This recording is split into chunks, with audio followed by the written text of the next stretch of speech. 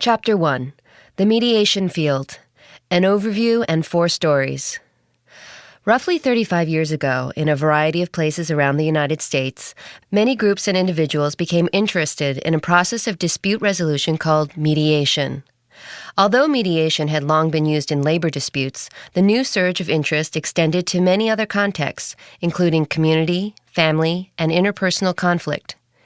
The use of mediation has grown over the last 3 decades or so. Prior to 1965, mediation outside the labor relations arena was practically unheard of. Then, in the late 1960s, attention was focused on mediation from 2 very different directions. Civic leaders and justice system officials saw in mediation a potential for responding to urban conflict and its flashpoints, and community organizations and legal reformers saw in mediation a potential for building community resources alongside the formal justice system. Though the motives and approaches were quite different, the combined effect was to make the idea of mediation of neighborhood or community disputes a widely accepted and legitimate concept. In practical terms, this meant the expansion of the community mediation field from a few isolated programs in 1970 to nearly 200 by the early 1980s and to more than double that number today. Moreover, as a result of its acceptance in this field, mediation was used in an increasingly broad range of non-labor disputes: divorce, environmental, housing, institutional, including prisons, schools and hospitals, small claims, personal injury and insurance, and general business disputes, as well as claims involving governmental agencies. In recent years, this trend has continued. Private businesses and even lawyers are finding mediation attractive, spurring the startup and expansion of for-profit mediation services. The use of volunteer and professional mediators has been institutionalized in many court programs, so much so that courts often cannot imagine how caseloads could be handled without the use of these mediation programs. In many instances, the increasing reliance on mediation within the courts has been due to the court's proclivity to require mediation not only in divorce and small claims cases, but in civil litigation generally. Across the mediation field, mediation is generally understood as an informal process in which a neutral third party with no power to impose resolution helps the disputing parties try to reach a mutually acceptable settlement. This common formulation captures some of the major features of the process, especially its informality and consensuality. It also reflects the view that the most significant effect of the process is the production of a voluntary settlement of the dispute. Settlement is often seen as the primary or even sole value of mediation in institutional settings like the courts, where disposition of cases is the main motivation for using mediation. There is, nevertheless, an extraordinary divergence of opinion about how to understand the growth of the mediation field and how to characterize the mediation enterprise itself. This divergence is so marked that there is no one accepted account of how the mediation field evolved or what it represents. Instead, the literature of the field reveals several very different accounts or stories told by different authors and stressing different dimensions of the mediation process and its private and public benefits. Thus, mediation is portrayed by some as a tool to reduce court congestion and provide higher quality justice in individual cases, by others as a vehicle for organizing people and communities to obtain fairer treatment, and by still others as a covert means of social control and oppression. And some, including us, picture mediation as a way to foster a qualitative transformation of human interaction. Indeed, these are the 4 main accounts that run through the literature on mediation. We call them, respectively, the satisfaction story of the field, the social justice story, the oppression story, and the transformation story. 4 stories of the mediation process. The fact that there are 4 distinct and divergent stories of the mediation field suggests 2 important points. On one level, it suggests that the field is not monolithic but pluralistic, that there are in fact different approaches to mediation practice with varied impacts. The stories represent these different approaches. On a deeper level, the existence of divergent stories suggests that although everyone sees mediation as a means for achieving important private and public goals, people differ over what goals are most important. So the stories also represent and support different goals, some of which are seen by some people as more important than others for the process to fulfill. Recounting the different stories of the field is therefore a good way both to illustrate the diversity of mediation practice and to identify the value choices implicit in varying approaches to practice. The following summary of the 4 stories presents each one as it might be told by its authors and adherents. The satisfaction story. According to this story, the mediation process is a powerful tool for satisfying human needs and reducing suffering for parties to individual disputes. Because of its flexibility, informality, and consensuality, mediation can open up the full dimensions of the problem facing the parties. Not limited by legal categories or rules, it can help reframe a contentious dispute as a mutual problem. In addition, because of mediators' skills in dealing with power imbalances, mediation can reduce strategic maneuvering and overreaching. As a result of these different features, mediation can facilitate collaborative, integrative problem-solving rather than adversarial distributive bargaining. It can thereby produce creative win-win outcomes that reach beyond formal rights to solve problems and satisfy parties' needs in a particular situation or, alternatively, remedy parties' difficulties. The mediation field has employed these capabilities of the process to produce superior quality solutions for private disputants in cases of all kinds, that is, solutions that best satisfy the parties' needs and remedy their difficulties. Furthermore, in comparison with more formal or adversarial processes, mediation is characterized by an informality and mutuality that can reduce both the economic and emotional costs of dispute settlement. The use of mediation has thus produced great private savings for disputants in economic and psychic terms. In addition, by providing mediation in many cases that would otherwise have gone to court, the mediation field has also saved public expense. It has freed up the courts for other disputants who need them, easing the problem of delayed access to justice. In sum, the use of mediation has led to more efficient use of limited private and public dispute resolution resources, which in turn means greater overall satisfaction for individual consumers of the justice system. This holds true for all the various contexts in which mediation has been used. Child custody mediation, for example, has produced better quality results for both children and parents that litigated rulings. Small claims mediation has resulted in higher party satisfaction with both process and outcome, and higher rates of compliance than litigation. Environmental and public policy mediation have produced creative and highly praised resolutions while avoiding the years of delay and enormous expense that court action would have entailed. Moreover, mediation in these areas has reduced court caseloads and backlogs, facilitating speedier disposition of those cases that cannot be resolved without trial in court. In these and other kinds of disputes, mediation has produced more satisfaction for disputing parties than could ever have been provided otherwise. The satisfaction story is widely told by a number of authors. Many are themselves mediators, either publicly employed or private practitioners or entrepreneurs. Some are academics. Some who are both practitioners and scholars have been very influential in supporting this story of the movement. Also quite influential are the many judges and other justice system officials who tell this story, including former Chief Justice Warren Burger and many other judicial leaders. The next 2 interpretations of the mediation field, the social justice story and the transformation story, differ somewhat from the satisfaction story. The satisfaction story claims to depict what has generally occurred in the use of mediation thus far, whereas the other 2 describe something that has admittedly occurred only in part thus far. In effect, these are minority stories of the field, but each is still seen by its adherents as representing mediation's most important potential. The social justice story. According to this story, mediation offers an effective means of organizing individuals around common interests and thereby building stronger community ties and structures. This is important because unaffiliated individuals are especially subject to exploitation in this society, and because more effective community organization can limit such exploitation and create more social justice. Mediation can support community organization in several ways.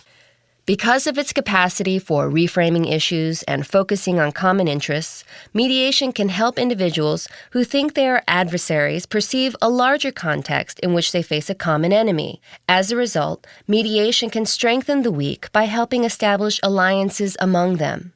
In addition, mediation reduces dependencies on distant agencies and encourages self-help, including the formation of effective grassroots community structures. Finally, mediation treats legal rules as only one of a variety of bases by which to frame issues and evaluate possible solutions to disputes. Mediation can therefore give groups more leverage to argue for their interests than they might have in formal legal processes. The mediation field has used these capacities of the process, to some extent at least, to facilitate the organization of relatively powerless individuals into communities of interest. As a result, those common interests have been pursued more successfully, helping ensure greater social justice, and the individuals involved have gained a new sense of participation in civic life. This picture applies to many, if not all, of the context in which mediation is used.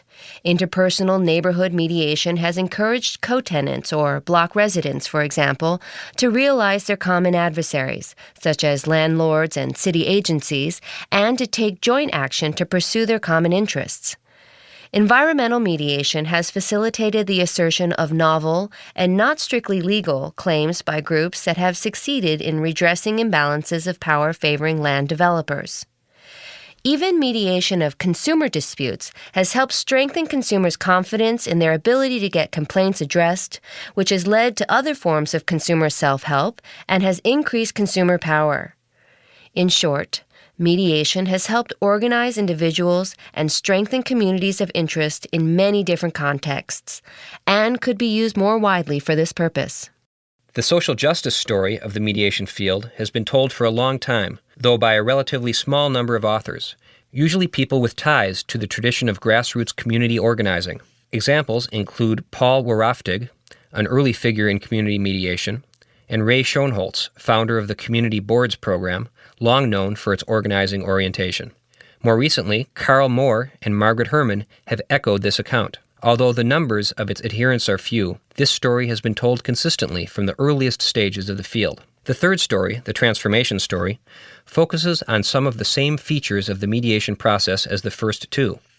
However, it characterizes them, and especially their consequences, in distinct and quite different terms than the other stories.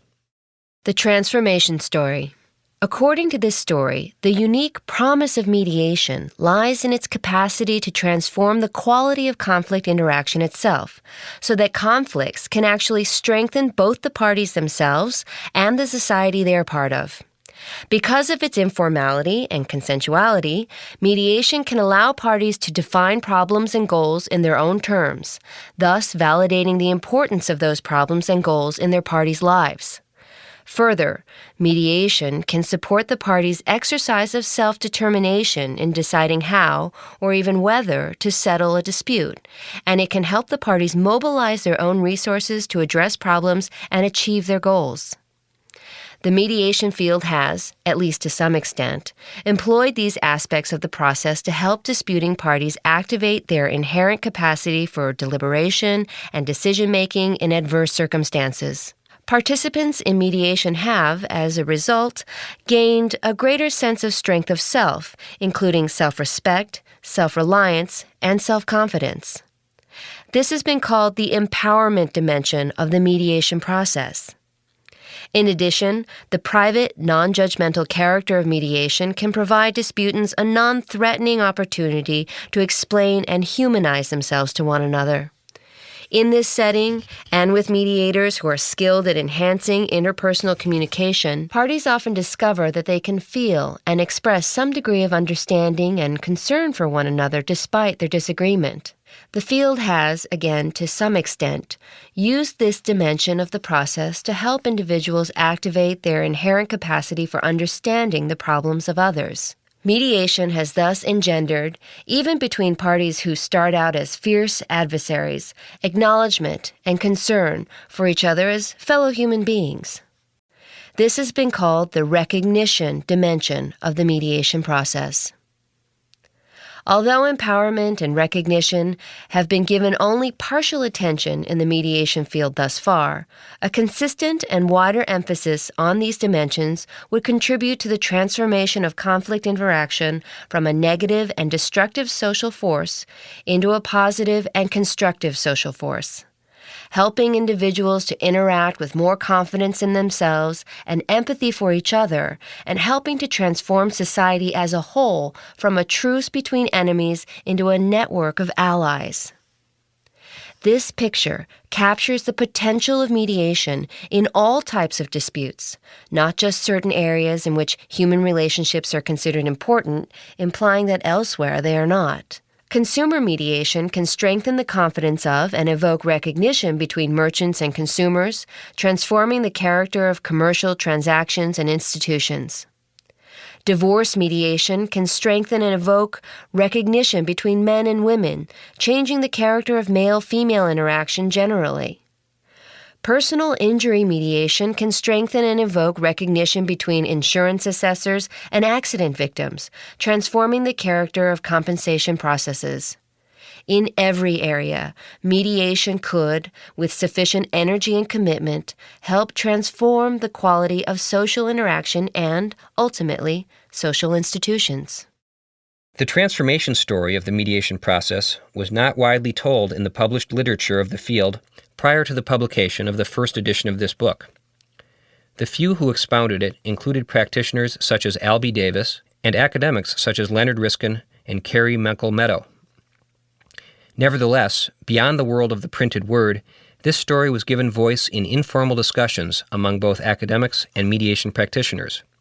It was, as it were, the underground story of the movement, often the motivating force behind practitioners' involvement. The publication of The Promise of Mediation gave greater voice to this story and attracted numerous authors to articulate the story more fully. Here, then, are three very different accounts of the mediation enterprise. Each of them expresses two different kinds of messages about the field. On one level, each story is a description purporting to recount what the mediation field has actually done and what its actual character is today, in whole or in part. On another level, each story is a prescription, suggesting what the field should do to fulfill what the story's authors see as the most important private and public goals or values that mediation can help achieve.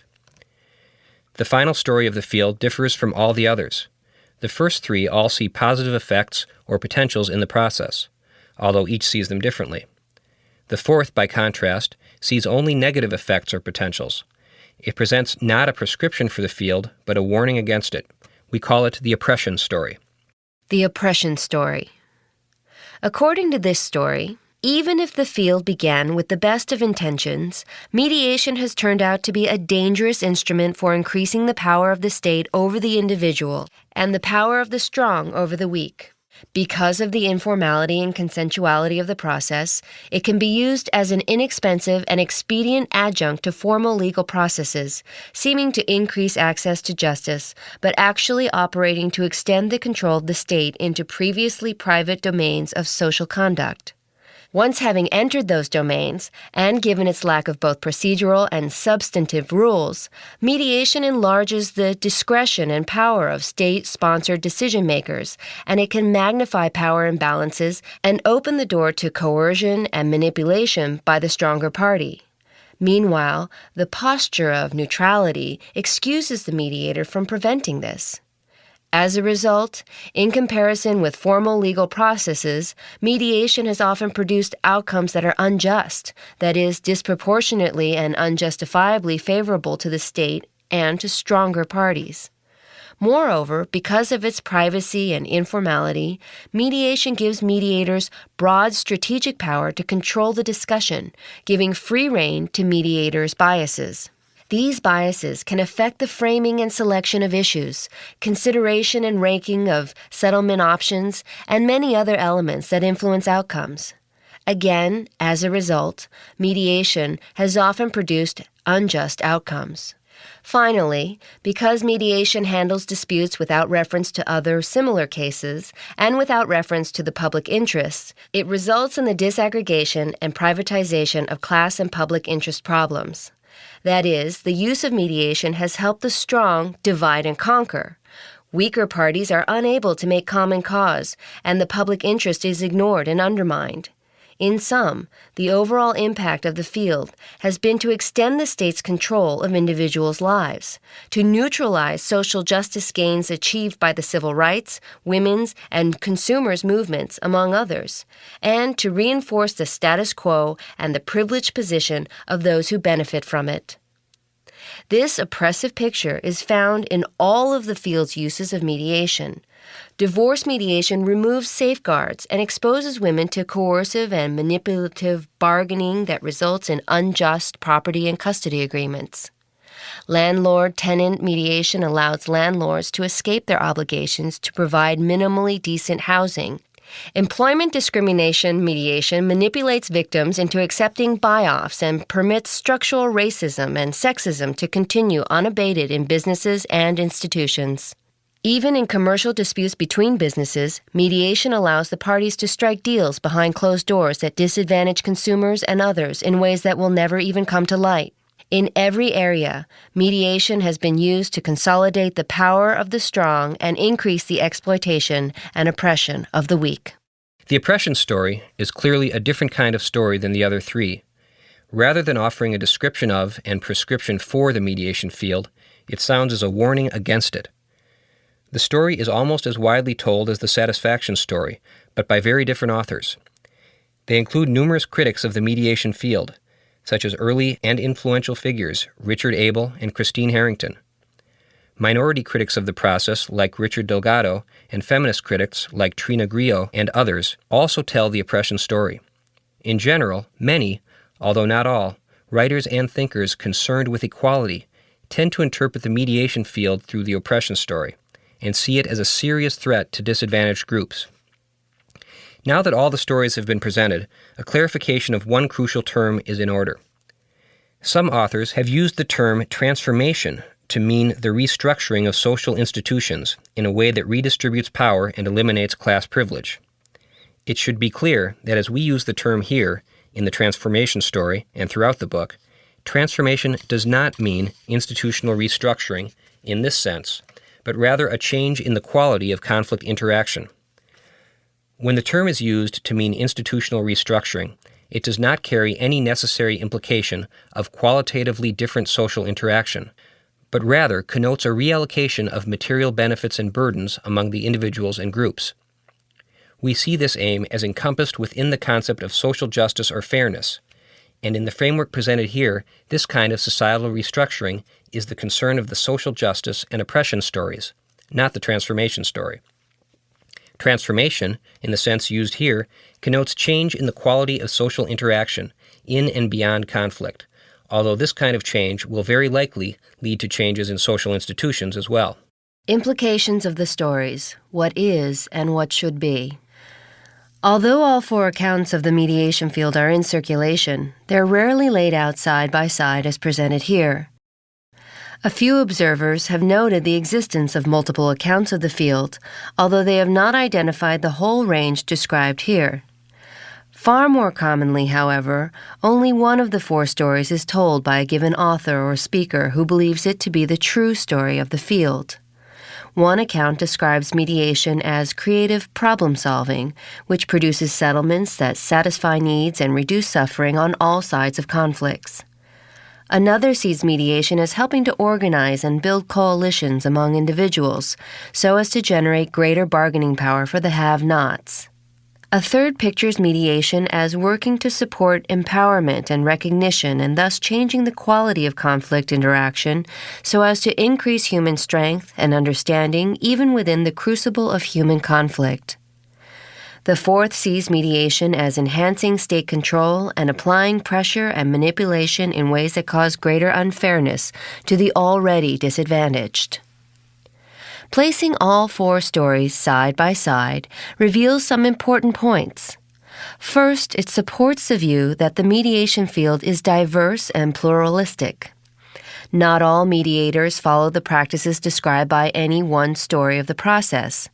Rather, there are different approaches to mediation practice, with different and varied impacts, and the different stories depict these different approaches. Therefore, At a factual level, none of the stories is the true story of the field. Rather, each is probably a valid account of the practices of some number of mediators working in the field today. At the same time, setting out all the stories together and then looking at what we know about current mediation practice in general makes it clear that the stories are not all equally reflective of the actual state of the field today. For example, a growing body of research tells us that despite diversity among mediators, a dominant pattern of practice has emerged, and this dominant approach to mediation practice focuses on getting settlements. It gives little attention to coalition building or to transforming conflict interaction through empowerment and recognition. In short, the different stories of the field are not equally accurate as reports of the overall state of mediation practice and its impacts at present. Although views differ, people in the mediation field itself generally see the satisfaction story as the most convincing report of the current state of the field. Supportive outsiders share this view, although critics tend to see the oppression story as more reflective of the current reality of practice.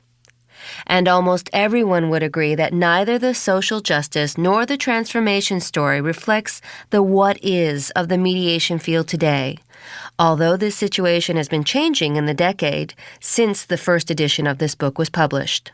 As noted earlier, however, a second insight that emerges from recounting the four stories is that there are different views of what private and public benefits mediation practice should aim to supply. In this light, each of the four stories presents a different view of not only what is, but also what should be, the character of mediation practice.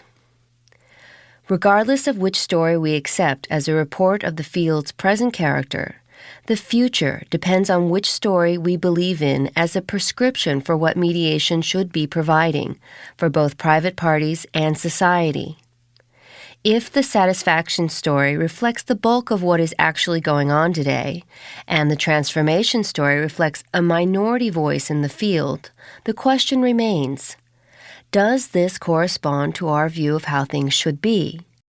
The answer depends on how we feel about each story's premises regarding what are the most important private and public benefits or harms of the mediation process. Those premises should be evident from the stories themselves. The satisfaction story's premise is that the most important private benefit of mediation is maximizing the satisfaction of individuals' needs, or, conversely, minimizing their suffering, producing the greatest satisfaction, or the least harm, for the individuals on both or all sides of the conflict. This story stresses mediation's capacity to reframe conflicts as mutual problems and to find optimal solutions to these problems, because this is how the ultimate benefit is produced. Needs are met and harm is avoided. In addition, the important public benefit of mediation is an increase of systematic efficiency as mediation relieves pressures on more formal legal institutions like courts. Both the social justice and oppression stories are driven by another, although related, premise. The most important concern is promoting equality between individuals or, conversely, reducing inequality. This premise is still indirectly concerned with meeting needs and avoiding suffering, but the emphasis here is that needs should not be met nor suffering alleviated unequally, and especially that structures that permit such inequality should be altered. These two stories take opposite views of the mediation field from one another, but only because they make different assessments on mediation's impact on equality. The social justice story stresses mediation's capacity to organize individuals around common interests and concludes that the resulting coalitions produce the benefit of increasing equality. The oppression story stresses mediation's capacity to manipulate and exert pressure covertly and warns that such manipulation and pressure will work against the disadvantaged and risk making inequality worse. Finally, the transformation story's premise is that the most important benefit of mediation is the transformation of the parties' conflict itself from a negative and destructive interaction to a positive and constructive one, which represents both a private benefit to them and a public benefit to society, as discussed in the following section. This story stresses mediation's capacity for fostering empowerment and recognition, because when these occur in conflict, the quality of the interaction is transformed from destructive to constructive. Whatever our view of where mediation practice stands today, our view of what its future direction should be depends on which of the premises regarding mediation's private and public benefits we find most convincing. Let us assume that the present reality of mediation practice and its impacts are most accurately described by the satisfaction story. If so, and if we agree with the premise that satisfying needs and alleviating suffering should be considered the most important benefit of the process, continuing in the present direction makes good sense. If instead we adopt the premise that the preventing inequality is the most important factor, we might argue for less attention in mediation practice to settlement and more to coalition building and safeguarding weaker parties against pressured settlement. In either case, we would not care much whether mediation would be able to transform conflict interaction, and probably would not even be aware of this when it occurred. Only the premise that conflict transformation is the most important benefit would lead us to argue for less attention to settlement and protection, and more focus on conflict transformation. Implicit in this discussion is the assumption that in mediation, as in any other social process, it is difficult, if not impossible, to produce all the different benefits together.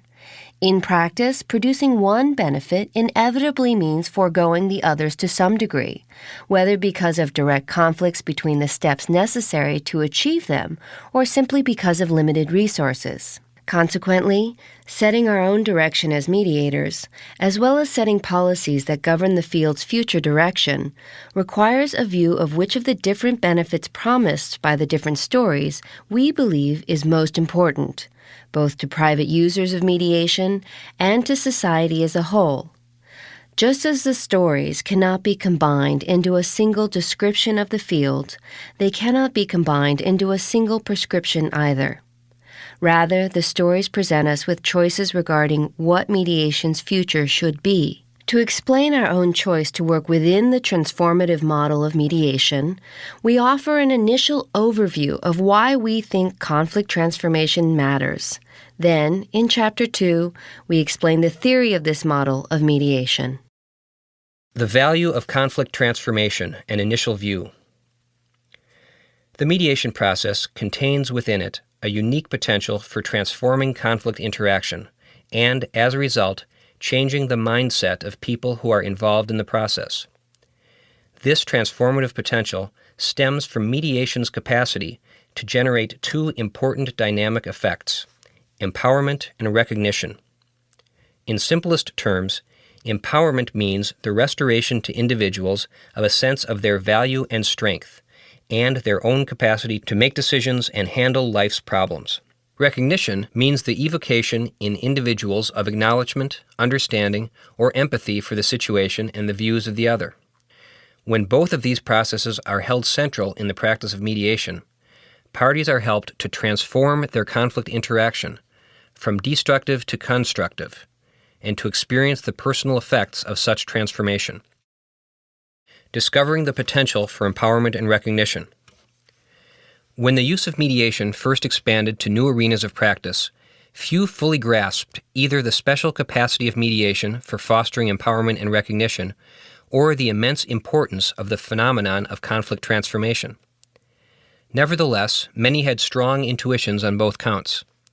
So even though the emphasis was on mediation's capacity to help resolve disputes and effectuate settlements, there was an awareness that mediation had other important, though somewhat less tangible, impacts. It was as though a researcher had discovered a substance, very useful for one purpose, that she realized was capable of other valuable effects, but she had not yet determined what those other effects were or how they could be generated. Gradually, practitioners and scholars have gained a clearer picture of the valuable effects and benefits of mediation. Increasingly, attention is being paid to the special capacities of the process to transform conflict interaction by supporting empowerment and recognition. Some have even come to realize that working with empowerment and recognition usually results in reaching settlements that the parties build, whereas focusing on settlement usually results in ignoring empowerment and recognition. So even though these different dimensions of mediation are not necessarily inconsistent, the relative emphasis given to them makes a crucial difference in what happens during a mediation session and what comes to be defined as valuable or needed. Many in the mediation field have begun to grasp how important it is to focus on empowerment and recognition, and why. The broader significance of these phenomena is becoming clearer as dispute resolution scholars see that mediation's transformative dimensions are connected to an emerging new vision of self and society, one based on relational connection and understanding, rather than on individual autonomy alone. Scholars and thinkers in many fields have begun to articulate and advocate a major shift in moral and social vision, from an individualistic to a relational and interactive conception. They argue that although the individualistic ethic of modern Western culture was a great advance over the preceding social order, it is now possible and necessary to go still further and to achieve a full integration of individual freedom and social conscience in a relational social order enacted through new forms of social processes and institutions. Mediation, with its capacity for transforming conflict interaction, represents an opportunity to express this new relational vision in concrete form. Indeed, this potential is what drew many to it in the first place. Mediation was appealing not because resolution or settlement was good in itself and conflict bad, but because of the way in which mediation allowed disputing parties to understand themselves and relate to one another through and within conflict interaction. In short, many have come to feel that empowerment and recognition, the transformative dimensions of mediation, are important in themselves as expressions of a much broader shift to a new social and moral vision. So, like the researcher who finally grasped the fuller workings and importance of her mysterious discovery, some in the mediation field have developed an appreciation for the workings and importance of mediation as a transformative process. Since the initial writing of this book, an increasing number of people within the mediation field and in related areas of conflict practice have spoken of and supported the value of a transformative vision of mediation practice. Important public and private discussions and debates have occurred among theorists and practitioners about why transformative practice matters and how it differs from other approaches to mediation. These discussions have gone on at international conferences and at national and regional meetings of practitioners, as well as during mediation training sessions and within mediation centers across the country. These discussions have been useful because they have allowed many in the field to become clearer about the benefits they believe mediation can provide, in both the short and the long term, and for both private parties and society as a whole. In addition, funders in the conflict field have given substantial support over the past 10 years to developing methods of training and assessment for transformative practice. As a result of this support, the technology of transformative work has advanced significantly since 1994. The development of practice tools has helped to clarify how empowerment and recognition can be achieved in the interaction among disputing parties during mediation sessions. This support for training has also helped to spark interest in how the core principles of the transformative framework can be carried into other third-party practice arenas. Perhaps most important, the past decade has seen an increasing number of institutional stakeholders, administrators, program managers, and organizational consultants, clarify for themselves and for their organizations why this vision of practice matters. As a result, these institutional stakeholders have designed and implemented programs that strive to enact the transformative model of mediation practice. All of these developments are clear signs that the transformative potential of mediation is receiving increasing attention and support in mediation theory, policy, and practice. But in a larger sense, this is not simply a book about mediation. This is a book about a process that has the potential to express a new vision of social interaction. The future of mediation is a matter of general and serious concern because it implicates the future of an emerging relational vision of social life as a whole. If the vision cannot be expressed in a concrete context such as mediation, it remains mere theory. Just as that vision suggests a possible integration of individual freedom and social conscience, mediation offers a potential means to integrate the concern for rights and justice and the concern for caring and connection. In short, mediation presents a powerful opportunity to express and realize a particular vision of human life. To help capture this opportunity and to bring that vision into reality are the larger purposes of this book. Those in the mediation field who sense that this vision of human interaction can be realized in mediation have seen powerful glimpses of it in their practice. Cases unfold in ways that illustrate how the quality of parties' interaction is changed during mediation sessions as they achieve greater clarity about themselves and their concerns, and as they gain greater understanding of each other. Although mediation sessions in which these shifts occur are often emotional and sometimes painful, the change in the conflict interaction is valued highly by the parties, independent of whether agreement is possible on any particular set of issues being discussed. Often, by the end of such sessions, asking parties to commit to specific points of agreement may seem unnecessary or superfluous because something of greater value has occurred.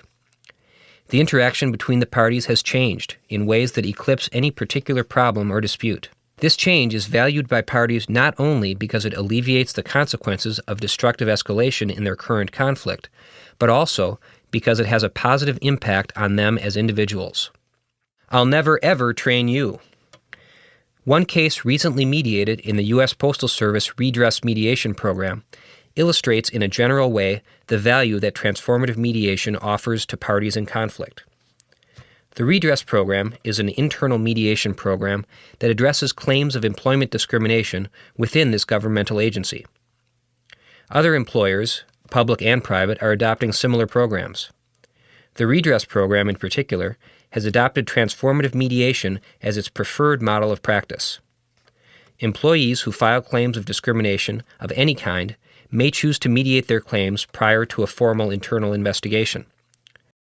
Although attendance in mediation is mandatory for managers who have been named, the managers are under no obligation to make any concessions or take any corrective actions as they participate in the process. They can raise and address any issues related to employee conduct and behavior and respond as they wish to the charges of discrimination. At the conclusion of mediation, employees who have filed charges can maintain or withdraw their claims of discrimination.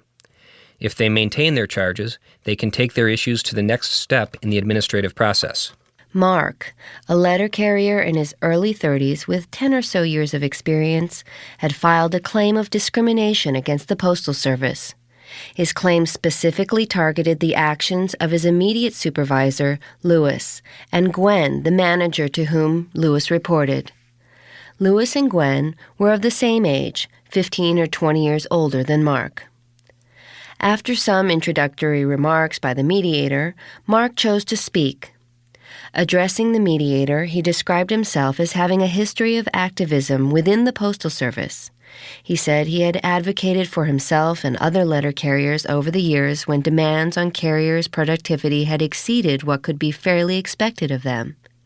He spoke of having a better knowledge than other employees of the postal guidelines that govern managerial prerogative and set standards of performance for carriers, as well as the labor contract between the Postal Service and the carriers' union. He said that he had always acted as a source of information for other carriers regarding the boundary between their rights and management's expectation of them. After 10 or 15 minutes of speaking in this vein, Mark paused. Lewis and Gwen, sensing that Mark had more to say, did not speak. When Mark resumed speaking, he shifted his focus away from the mediator, but still not directly toward Lewis or Gwen. Now there was an introspective quality to his demeanor, as if he were in conversation with himself. He said that he had come to feel that he wanted to be doing more with himself than driving a mail truck and delivering mail. For some months, he'd been toying with the possibility of trying to become a supervisor. But although the idea of broadening his experience and taking on more responsibility was attractive, he wasn't sure he really wanted to take this step because he felt uneasy with the prospect of exercising authority over employees, especially those with whom he had a personal history. He said he had not applied for formal training as a supervisor because being accepted as a trainee would, in a sense, commit him to becoming a boss. He knew that managers and supervisors could, if they chose to, undertake to informally train employees. Informal training, Mark felt, would allow him to experiment with a shift in his circumstances without demanding that he ultimately choose to change. Here, Mark directed his gaze directly at Lewis and continued. He said that it had been difficult for him to approach Lewis with the idea of training because Lewis had always had it in for Mark. Lewis was brusque in issuing Mark instructions. He was intolerant and dismissive of input or suggestions from Mark.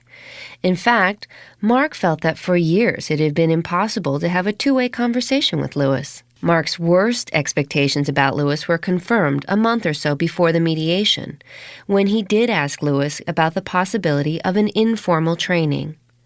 For the first time, rather than making reference to Lewis, Mark addressed himself to Lewis directly. When I asked you about training, you told me, I will never, ever, under any circumstances, train you to do anything. Despite the fact that Mark's long narrative had taken over 30 minutes, both Lewis and Gwen maintained attentive postures throughout, sometimes looking directly at Mark, sometimes gazing downward in a thoughtful way. They displayed no sign of impatience or restlessness. After giving a summary of Mark's narrative and confirming with him that he had voiced all he wished to at that moment, the mediator turned to Lewis and Gwen and invited them to speak. You've been listening, following along with what Mark has been saying. Are there points either of you want to make? Lewis chose to begin by responding to Mark's accusation about the refusal to train him. I should probably never say never, but of all the people under me, you've been about the last I would want to train. Although I have no complaints about you doing your job, you're good at that, you've made a career of opposing everything I try to do. When I reassign or change delivery routes, you have objections. When I make any change in how the mail is cased, sorted, you've opposed it. When I do anything to make our operation more efficient or try to raise morale, you've been loud in objecting to it. Your attitude, which you've shared with everybody, is that there is a war between management and employees. We're the enemy, and it's been your job to do everything you can to resist us. Lewis had become visibly angry. His speech grew sharper and more intense as he continued to unfold a history of what he viewed as obstructive, antagonistic behavior on Mark's part. It seemed that in describing those instances of resistance by Mark, he was revisiting the moments in which they had occurred. He continued on in that vein for several more minutes before reaching a conclusion. As I said, you're good at your job. You're smart, you adjust to what comes up in doing your route, you get through it on time, and you're here when you're supposed to be here. You don't make mistakes. When you're just doing your job, you're an asset. Here, Lewis raised his voice and leaned forward toward Mark. But what makes you think I would want to extend myself to someone who has spent years trying to make everything I do harder by being a jailhouse lawyer? What makes you think I've seen you as having potential when everything you do has made me think you just don't get it? After the long pause that followed, Gwen said, Getting it means taking what we do here seriously and wanting to do more. After a further pause, the mediator summarized all that Gwen and Lewis had said, taking care to reflect the force with which Lewis had at times conveyed his response to Mark. In the aftermath of the mediator's summary, Mark addressed Lewis. Well, I've been thinking of doing more. That's why I came to you. Lewis appeared thoughtful, as if weighing Mark's words. He said, I'm not sure you understand what more really means. Now Lewis, and sometimes Gwen, delineated what, from experience, they felt the role of being a manager in the Postal Service demanded. As they spoke at length, Mark leaned back in his chair in a stance of listening. More than once he said, I think I could do that. In response to this, Lewis said, Well, you'd have to do more, and went on to further depict the posture he felt being an effective manager required. Gwen told of her own trajectory, how she had determined that she wanted to try to become a supervisor, how hungry she had been to acquire a knowledge of postal operations, how she had, of her own initiative, sought out and read the manuals that described those various complex operations. Lewis said that undertaking to become a supervisor shouldn't be easy. Mark said that he would like to try. Lewis said, "I want you to apply for formal training. Don't worry about being accepted. Nobody is the first time. But putting together the information and completing the form really takes time, and it's really hard. I want to see you do that. I'll even help you if you want me to." Lewis paused for a moment, then continued, "If you do that, I'll start training you within 3 months." Mark agreed that he would apply for formal training. The mediator stated the understanding that the three had reached, and then asked if they wanted to keep their agreement an informal one, or if they preferred to capture it in writing, in contractual form. Gwen and Lewis said it was up to Mark. Mark leaned back in his chair, folded his arms, and looked downward. After some moments had passed, he made eye contact with Lewis and said, "I'll just drop the complaint." Gwen said, "You did the right thing." And she and Lewis each extended their hand across the table. Lewis then said, his voice full of emotion, "It would be a privilege to train you." He laughed and went on, "And fun, too, because I'm going to watch you start to see the world the way I do." Following the transformative route through a conflict. This mediation closed a discrimination case that arose in the U.S. Postal Service. It ended a conflict that had surfaced as a charge of discrimination by an employee against his manager. From a purely case management point of view, the case settled. It did not escalate into a formal administrative hearing or a court battle.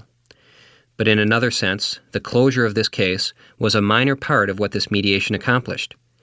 What happened during the mediation was a powerful shift in interaction that could be felt by the parties and was supported by the mediator as the session unfolded. The interaction between the employee and his managers shifted from being closed, defensive, and self-absorbed to being more open, trusting, and acknowledging. This shift, although at times difficult and challenging for the parties, allowed for an exchange of perceptions, feelings, and desires as they clarified what was important to them and as they gained a more accurate understanding of each other's perspectives. Mark, Lewis, and Gwen were all able to clarify for themselves and to each other their own views about what transpired between them and how they saw the roles and responsibilities of management. Mark indicated that he saw himself as an advocate for employees, protecting them from undue pressure or infringement by management. He clarified how he viewed these actions he knew Lewis and Gwen saw as objectionable to some degree. He suggested that in stepping beyond his letter carrier role, he was demonstrating that he had the capability to accept greater responsibility. Mark also expressed his desire to move up in the organization and explained his fears about how a possible promotion might affect his relationships with his coworkers. He clarified that his request for informal training was linked to his concerns about preserving these relationships. He felt that signing up for formal training would make his fellow employees aware of his intentions and thereby jeopardize his coworker relationships. This was of particular concern to Mark because he had no assurance that taking the formal training would definitely lead to a management position. Mark's ability to clarify these views for himself and to Lewis and Gwen throughout this session contributed significantly to opening up and changing the escalating conflict interaction that had led to Mark's formal charge of discrimination. Lewis and Gwen also contributed to the shift in conflict interaction as they articulated their concerns about Mark's behavior and indicated their views about what effective management entails. They were able to explain why they saw Mark's efforts to support employees as obstructionist and unsupportive of the organization. For them, Mark's moves to protect employees were seen as blocks to needed change and development within the Postal Service.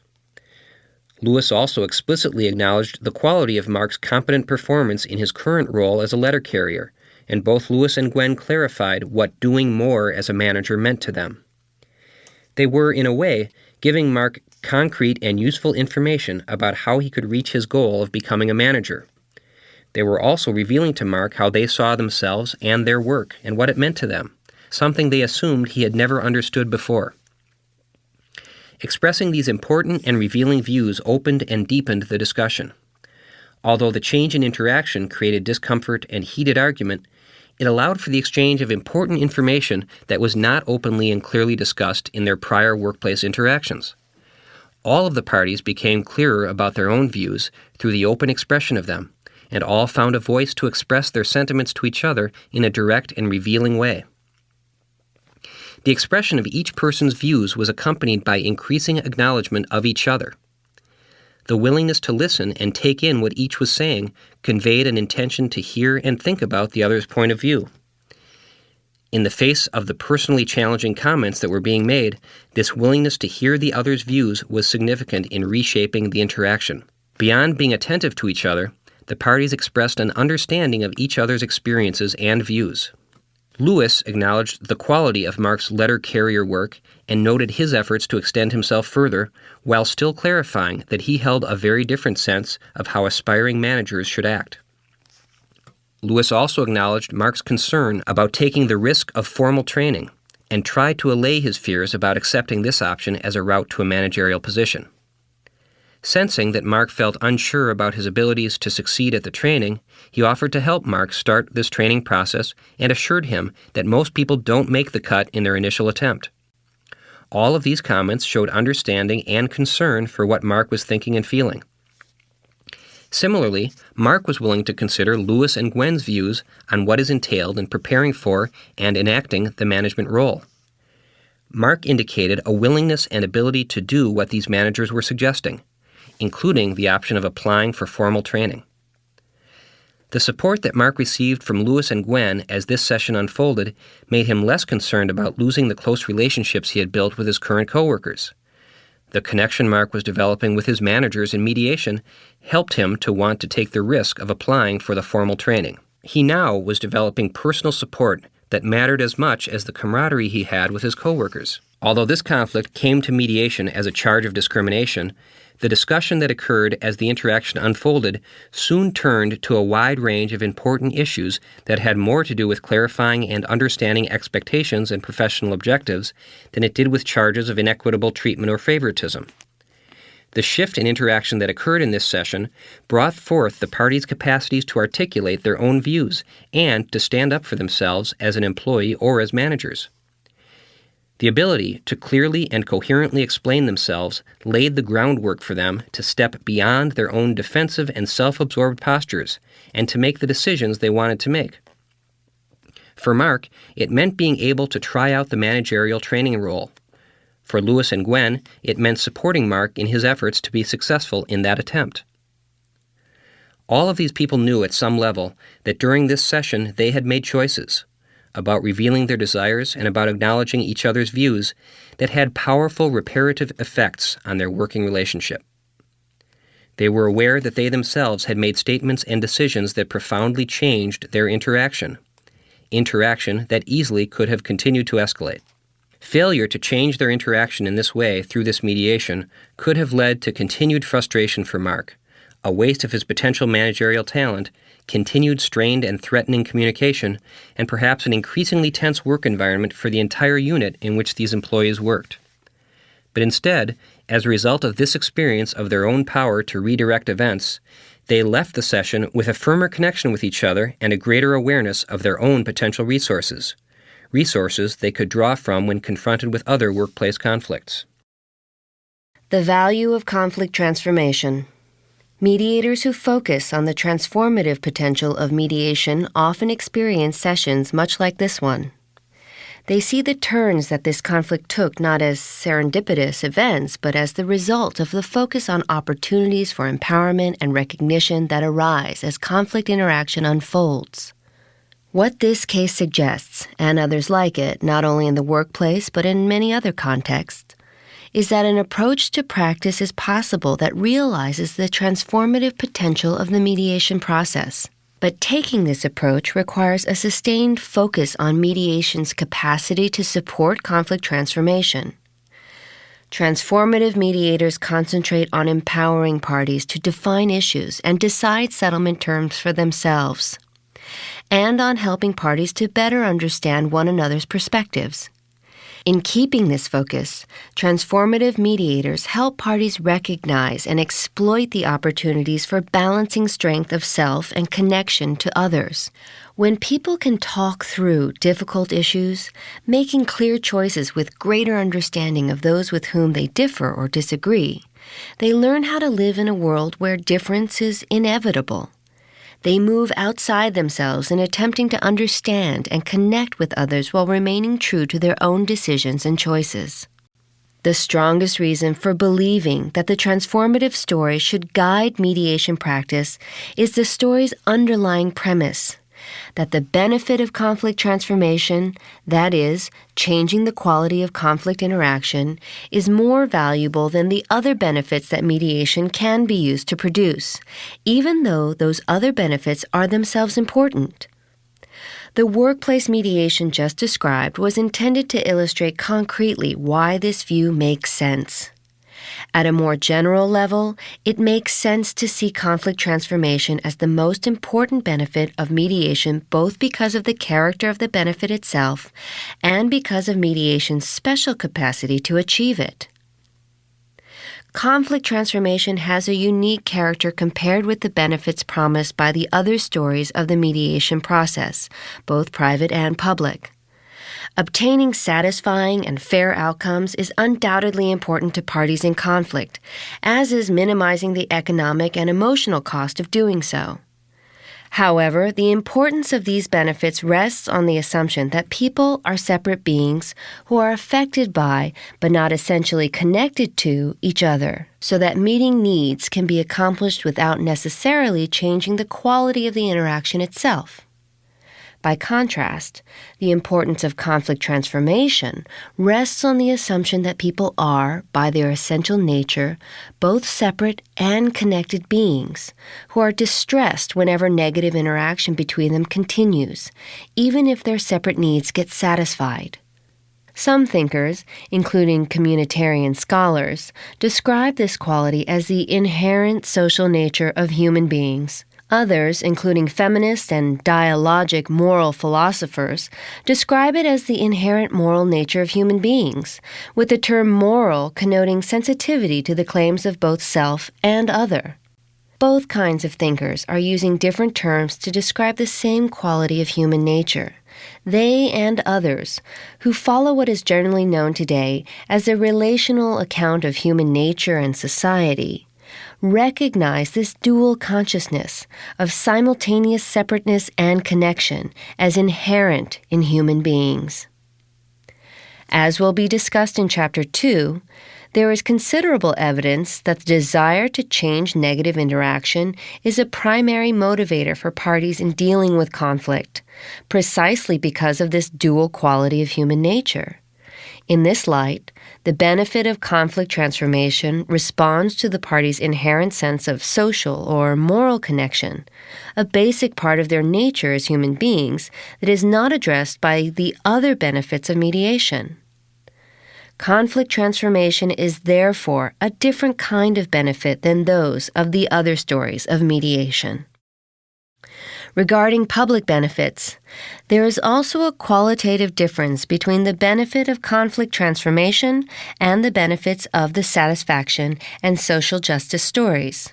In a society where private needs are met and unfairness is prevented when conflicts occur, it is logical to assume that public benefits like increased productivity, freedom, equality, and order will follow.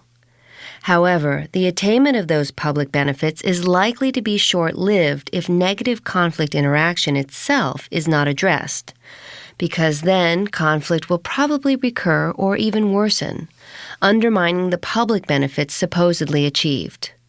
To put it differently, satisfying needs and reducing suffering and unfairness can make people temporarily better off, but solved problems are quickly replaced by new ones, and justice done is quickly undone. Therefore, people are made better off in one instance only to be made worse off in the other that follows, because nothing has changed fundamentally in the way people interact with each other, especially when conflict arises. But when parties are helped to change the quality of conflict interaction itself, so that when conflict arises, people are more able to respond with self-confidence and empathy, it is possible to imagine fuller and fairer satisfaction of needs becoming a permanent condition. In this respect, the goal of transformation is unique because it carries the other goals along in its train. Not only is the benefit of conflict transformation uniquely important, but it is also a benefit that the mediation process is uniquely capable of achieving. This is an additional reason to see transformation as the primary benefit that mediation can offer to private parties and to the society. Other dispute resolution processes like adjudication or arbitration can probably do as good a job as mediation, or even better, in satisfying needs and ensuring fairness. But by the very nature of their operation, those other processes are far less capable than mediation, if at all, of fostering in disputing parties greater confidence and understanding, and thus producing conflict transformation. Mediation's capacity for doing so, by generating empowerment and recognition, is unique among third-party processes. Adjudication and arbitration both disempower disputants in different degrees by taking control of outcome out of the parties' hands and by necessitating reliance on professional representatives. As for fostering recognition, at best these processes ignore it. At worst, they destroy even the possibility of recognition by allowing or encouraging varying degrees of adversariness. In short, even if the benefits of satisfaction and fairness are important, there are other and perhaps better means to obtain them. But if conflict transformation is important, only one dispute resolution process is likely to produce it: mediation. It therefore makes sense to see transformation as the most important benefit of mediation, because this valued end is one that mediation alone can achieve. Many people in the field share this view of mediation's ultimate value, though they may not label it as a transformative view. This was exemplified by a conversation we had at a workshop with a colleague, a veteran mediator and program administrator. "What is so impressive about mediation," she said, "is that it assumes people are competent, that they have a capacity to handle their own problems. And," we added, "it also assumes they have the capacity to give consideration to others. People can work things out for themselves, and they can extend themselves to each other. They also have the desire at some level to do both of these. And even though they may not do these things automatically," our colleague pointed out, "if you create the right environment and give them some support, which is what mediation can uniquely do, people often will rise to the occasion and fulfill all these potentials. And when this happens, the conflict interaction changes, and ultimately that changes the whole social environment." At another workshop, one of the participants put it even more simply. "It's obvious why this makes sense," he said.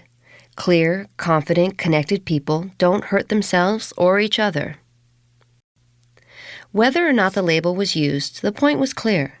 Conflict transformation matters, and mediation is unique among third-party processes in its capacity to be transformative. It is this transformative power that makes mediation so important and worthwhile, not simply its usefulness in satisfying needs. This is the message the transformation story conveys. Not that satisfaction and suffering, justice and injustice are unimportant, but that conflict transformation and the resulting achievement of the inherent human potential for social and moral connection are even more important. And mediation has a unique capacity for producing this benefit, for engendering conflict transformation. This abbreviated account of why conflict transformation matters, both to disputing parties and society as a whole, sets the stage for the following chapter, which offers a thorough introduction to the theory and practice of mediation as a conflict transformation process.